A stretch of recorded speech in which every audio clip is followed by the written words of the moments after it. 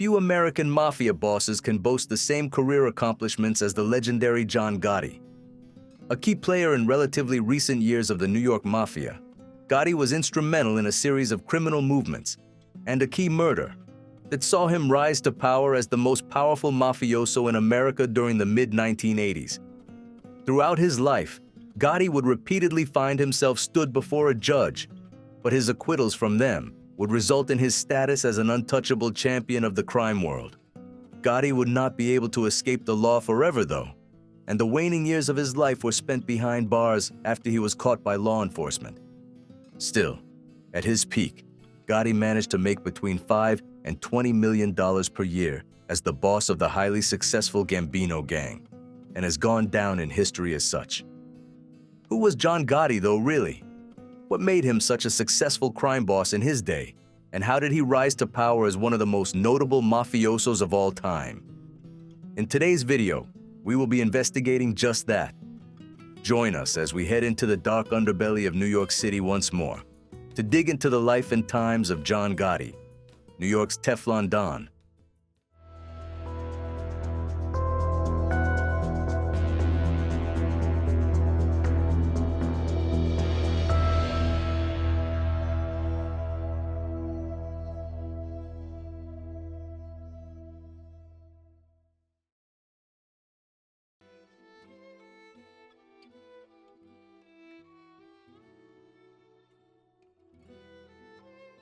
John Gotti's start in life was not a particularly strong one, and he soon found himself enveloped in a world of crime from which he saw no advantage in escaping from. Born in the Bronx on the 27th of October 1940, Gotti experienced a world of poverty. As he was growing up, food was scarce, money was even scarcer, and all around him, street gangs and organized criminals seemed to be making easy money by disobeying the law. John Gotti was the fifth of 13 children born to John Joseph Gotti Sr. and Philomena Fanny DiCarlo, both of whom had ties to the mob. Gotti's parents were born in New York City, but were descended from Italians in the San Giuseppe Vesuviano commune. Sadly, two of his siblings died shortly after they were born, and with so many mouths to feed, young John Gotti had to scrape out a living where he could.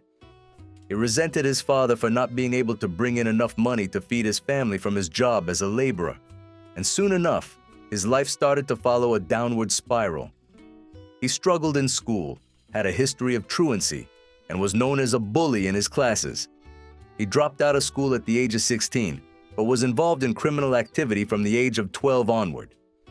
Gotti's early criminal ventures were small and largely went unnoticed by New York's police.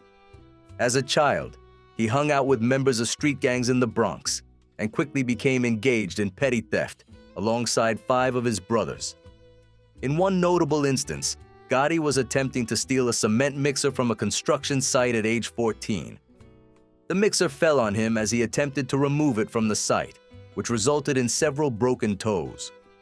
For the remainder of his life, he walked with a limp. When Gotti finally dropped out of school, he took to the streets permanently to pursue what he felt was his calling in life, a career in the mob.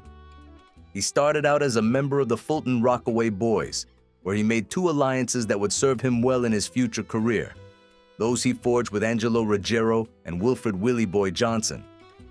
Shortly after, he would take his first foray into serious organized crime, working alongside the Gambino crime family, which at the time was known as the Anastasia crime family. Gotti was also a devoted family man. At age 18, when Gotti was drinking at a bar in the Bronx, he met his future wife, Victoria DiGiorgio, a half-Italian, half-Russian, whom he married in March of 1962. He had already been involved in organized crime for several years at this point, and throughout the course of his life, Gotti fathered several children with DiGiorgio: Angela, Victoria, John Jr., Frank and Peter. Once he had married and settled down with DiGiorgio, Gotti actually attempted to kick his habit for criminal activity once and for all, getting a job as a presser in a coat factory. It didn't work for long, however, and just a few years later, he soon found himself returning to crime.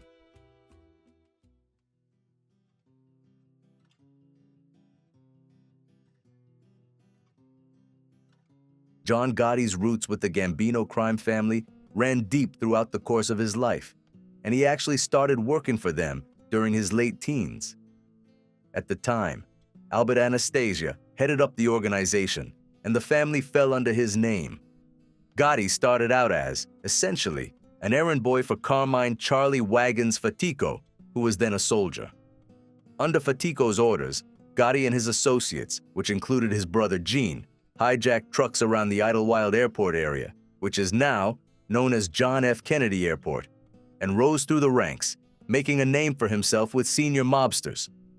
One such mobster was fellow hijacker Joseph Charles Massino, the man who would one day become the head of the Bonanno crime family after the 5 families were established. He also started to gain some friends in high places. Among those to recognize his talents was Agnello Neil Della Croce, the then underboss of the Anastasia family. Della Croce took Gotti under his wing, essentially like a mentor, and would see him through his journey to the top. It is thought that Della Croce saw something of himself in Gotti. They shared a notorious violent streak and both loved to gamble. As Gotti performed more esteemed duties with the mob, he earned himself the nicknames Crazy Horse and Black John. These were just a few of the plethora of monikers he would accumulate throughout his life. Gotti had his first major brush with the law in February of 1968, while he was still working as a truck hijacker. He would find himself under arrest after hijacking a truck belonging to United Airlines when he was identified as having signed for stolen goods. He was bailed for this crime, but 2 months later got caught again when he stole a truck carrying $50,000 worth of cigarettes. His bail was revoked, he was rearrested, and he soon found himself facing a jail sentence of 3 years when he pled guilty for hijacking. He was subsequently locked up at Lewisburg Federal Penitentiary in Pennsylvania and was paroled in 1972. Prison did not deter Gotti from returning to the mob, and he went straight back to his hijacking work under Fatico upon his release. After his first stint in prison, however, Gotti started to take on a few extra responsibilities with the mob. He began managing Fatico's illegal gambling operations and established himself as a mob enforcer, intimidating his way to success across Queens, New York. Specifically, he operated as part of the Bergen Hunt and Fish Club crew, of which Fatico actually made him a capo shortly after he proved himself as an enforcer. Still, he was not an official member of the gang. As he was not a pure-blooded Italian, he had to be turned into a made man. His time was coming, however. It was around this time that Gotti and Della Croce became close friends. Gotti found himself conveying messages to the underboss on Fatico's behalf and spent a lot of time at the Ravenite Social Club, where Della Croce made his headquarters. In 1973, after Carlo Gambino took control of the Anastasia crime family and renamed it to the Gambino crime family, Gotti received one of his first big breaks into the world of organized crime, although it was by no means smooth. He was selected as one of the men who would support enforcer Ralph Gallione to seek out the man who was suspected of murdering Gambino's nephew, a gangster by the name of James McBratney. The plan was to pose as police detectives and arrest McBratney when he arrived in a bar in Staten Island. Gotti managed to restrain McBratney, but Gallione shot the suspect dead during the struggle. Soon, Gotti would find himself on trial once more, and this time, he stood accused of manslaughter. With the support of a good lawyer, Roy Cohn, he was able to strike a plea deal which saw Gotti receive another 4 years imprisonment. When he got out, however, his luck would begin to change.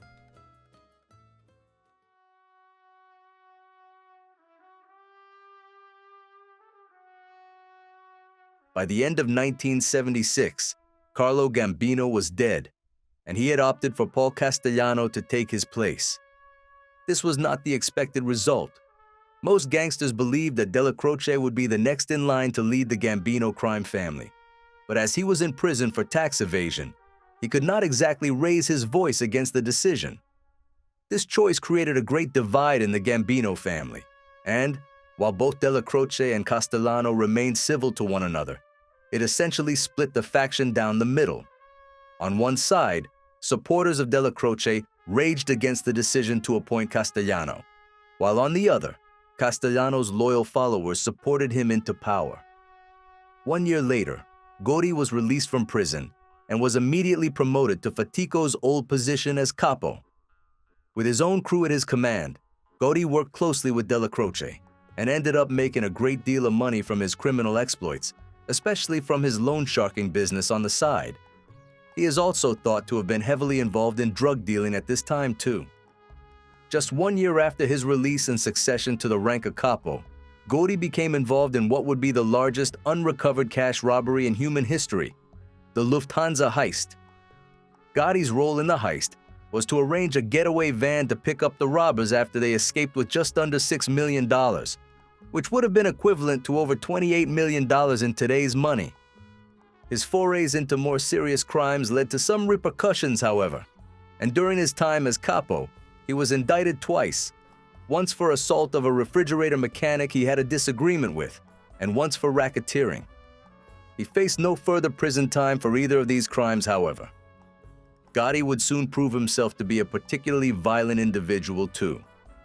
On the 18th of March 1980, tragedy struck his family.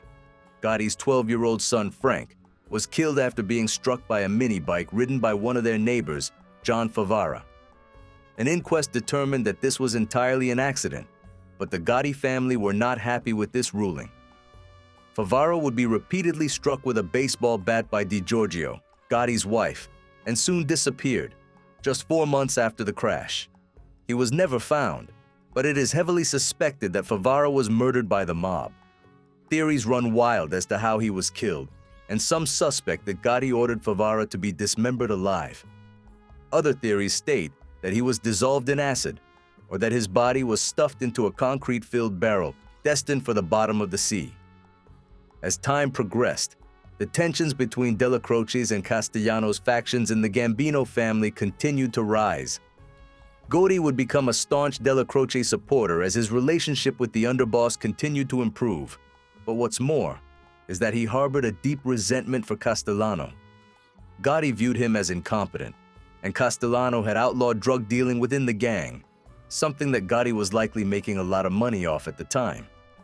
The two even came to blows in 1983, when Gotti was arrested on suspicion of heroin dealing. When he was released, Castellano ordered transcripts of the interview tape. Gotti refused to provide it, which almost resulted in his demotion.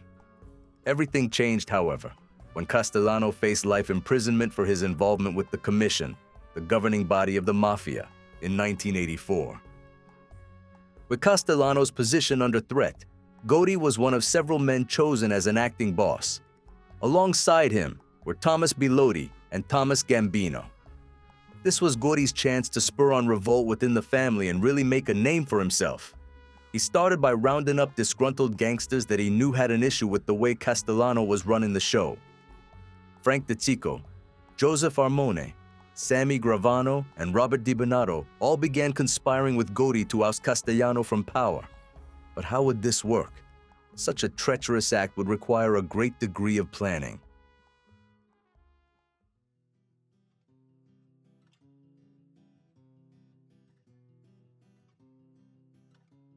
If Gotti intended to oust Castellano from power, he would have to kill him.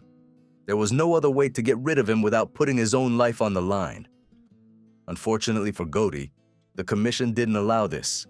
In order for a boss to be killed, his murder would need to be approved by the majority of the Commission's leaders. Since Castellano held a strong position of trust within the Commission, Gotti knew it would be foolish to outright propose his murder in this way. Instead, he began selectively picking members of the 5 families that he was confident could help him. All but the Genovese family were approached, considering Castellano's extremely close ties to them. It worked, and soon, Gotti had considerable backing behind him. His decision to kill Castellano was made final when Della Croce lost his battle with cancer in December of 1985. How did Castellano react? He removed Gotti's position as acting boss, giving that honor to Thomas Gambino alone, while simultaneously spearheading plans to dissolve the crew Gotti had strived so hard to maintain as a capo. There was no forgiving this. Gotti took his chance on the 16th of December 1985, just 2 weeks after Della Croce's death. He attended a meeting with the newly released Castellano at Sparks Steakhouse in Manhattan that night and arranged to have both the boss and Bellotti, the new underboss, assassinated by gunmen who were waiting inside. Gotti wasn't even in the room. He saw the whole thing unfold while waiting in his car outside. Around a month later, on the 16th of January 1986, Gotti became the new boss of the Gambino crime family, appointing Frank DeCicco as his underboss. Immediately, Gotti set to work on consolidating his power. He helped make the Gambino crime family one of the most successful in the history of the mafia, and they soon saw an annual income of over $500 million. He enacted a new rule within the family that made it impossible for members of the family accused of a crime to take a plea deal in exchange for information on the gang, meaning that the wealth of the organization and his own power would be safe. It was around this time that Gotti also became an influential public figure. He became a famous face around New York, often dressing in expensive suits that earned him the nickname the Dapper Don. He would often come across as highly personable in television footage of his trials, which often swayed public opinion in his favor. Shortly after Gotti's rise to power, Frank DeCicco was murdered in a car bombing incident after he visited James Failla, a gangster loyal to the now-deceased Castellano. Victor Amuso and Anthony Casso, members of the Lucchese crime family, are thought to have carried out the bombing to avenge their boss's close friend. Gotti himself was supposed to die in the bombing, but canceled his plans to meet with Failla that day. It wasn't clear to Gotti who was to blame. Bombs had been banned by the commission, and so he believed that Sicilian gangsters working in the United States, known for their use of bombs, were to blame. At the time of the attack, Gotti was on trial for racketeering, which was rescheduled to avoid any prejudice following the bombing. Due to accusations of witness intimidation, Gotti's bail was revoked, and he was locked up once more. While incarcerated, Gotti also ordered the murder of Robert D. Bernardo, who had been vocally challenging his leadership, which served to reinforce his power. Ultimately, Gambino gangsters were able to compromise Gotti's trial, getting him off the hook after they bribed the jury. Bruce Cutler, Gotti's defense attorney, accused the United States government of carrying out a personal vendetta on the mafioso, denying that the Gambino crime family ever existed to begin with. If the mafia had not got involved in skewing the case, Gotti would likely have been convicted once more. On the 13th of March, 1987, Gotti was acquitted of all racketeering charges, as well as his involvements in drug dealing, illegal gambling, murder, and truck hijacking. His newly appointed underboss, Joseph Armone, however, was not as lucky. He was convicted of racketeering and would end up behind bars that day. Gotti walked free from the court as an untouchable man in one of the major events that would lead to his most famous moniker, the Teflon Don.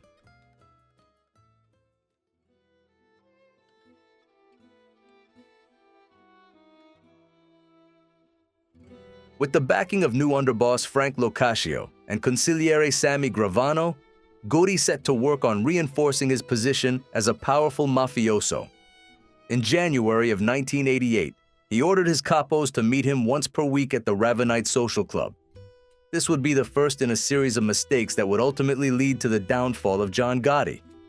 By meeting once a week, he risked jeopardizing the secret society system he had built around the Gambino gang, and the FBI soon caught wind.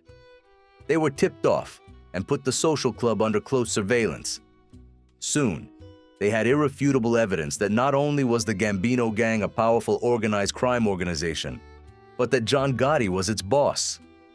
Over the course of the next few years, Gotti's empire slowly became more and more at risk.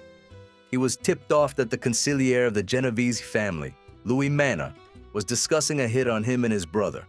But Gotti managed to navigate around a potential assassination attempt by bringing several high-profile Genovese gangsters to a meeting, where they could discuss terms and communicate better across their respective groups.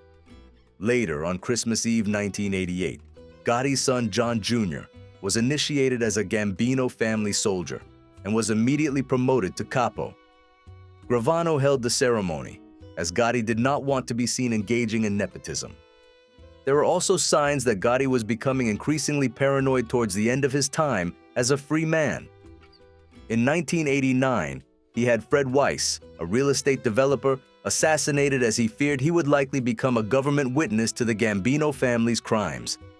He utilized his newfound alliance with the De Cavalcante crime family to help him kill Weiss, who was shot in the face by prominent De Cavalcante gangsters shortly after the order was given. Gotti's last notable act as boss was arguably his second acquittal, reinforcing his status as the Teflon Don for good. On the 23rd of January 1989, Gotti was arrested at the Ravenite Social Club for ordering a 1986 assault on John O'Connor, a labor union official. He spent a night in jail before he was released on a $100,000 bail. Again, the evidence was stacked against him. He had been recorded saying that he intended to assault O'Connor, and this was corroborated by the testimonies of gangsters affiliated with O'Connor himself. Still, he was indeed acquitted and walked free once more on the 9th of February, 1990. The FBI and the media became concerned that this would make him look like a folk hero, as fireworks sounded out on his behalf around New York that night. It would later become apparent to the FBI that the jury was fixed and Gotti had pulled the strings once more to ensure he would be set free.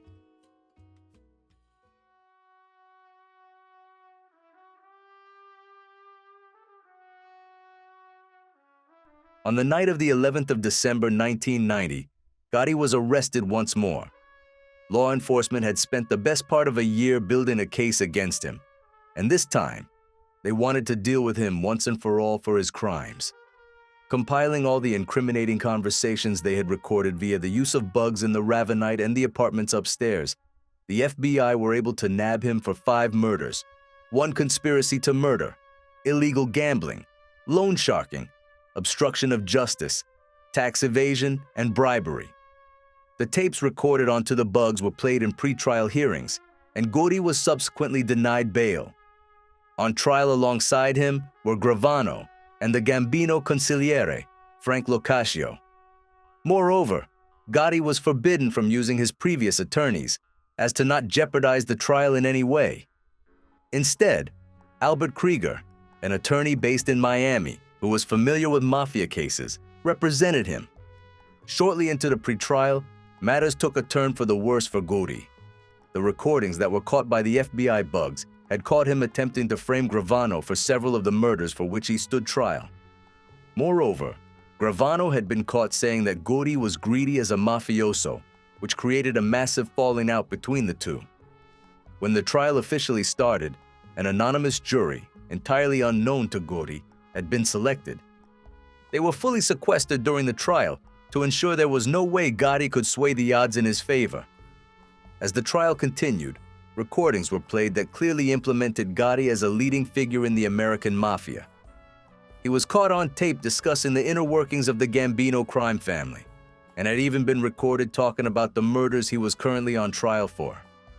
Prosecutors John Gleason and Andrew Maloney seemed to have him cornered at every turn, and by the end of the trial, Gotti himself was resigned to his fate. Prior to the trial, Gotti had no idea that his haunts had been bugged with FBI tapes, and he likely believed that he was going to get off the hook again, as he had done multiple times before. The trial was already a relentless ordeal that battered the mafioso with condemning evidence from left, right, and center. Then, Gravano took the stand. Testifying against Gotti, Gravano confirmed the true identity of the Gambino crime boss and revealed the plot against Castellano in full detail. Gotti was implicated in 4 of the 19 murders Gravano stood accused of, and moreover, 5 of his 6 intended witnesses were ruled to be irrelevant by the court, leaving only his tax attorney, Murray Appleman, to speak in his defense. Appleman's testimony alone was nowhere near enough to save Gotti from an inevitably lengthy prison sentence, and his options were running out. Moreover, Gravano had truly stitched him up. There was no coming back from this. As the trial ran its course, Gotti became visibly agitated, and after several outbursts, the judge threatened to remove him from the court.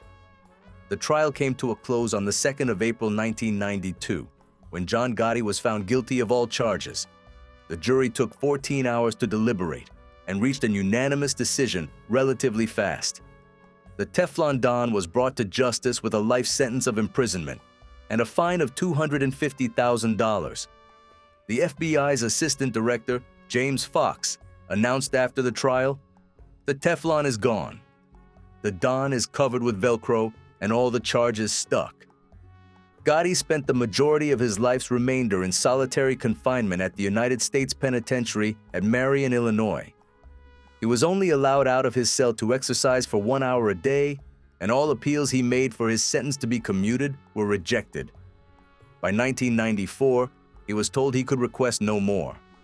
It would seem that not even prison could hold Gotti's wrath, however, and he was by no means a model inmate on the inside. In July of 1996, he was assaulted by a prisoner by the name of Walter Johnson after Gotti reportedly called him a racial slur. Gotti doubled down on his racist views and sided with the Aryan Brotherhood, paying key figures David Sahakian and Michael McElhaney as much as $400,000 to have Johnson killed. Johnson managed to escape his imminent murder and was transferred to a maximum security prison in Florence, Colorado. Throughout his time inside, Gotti remained determined to rule the Gambino family from his cell. John Jr. would act as his messenger on the outside and was even thought to be acting as the boss in Gotti's absence.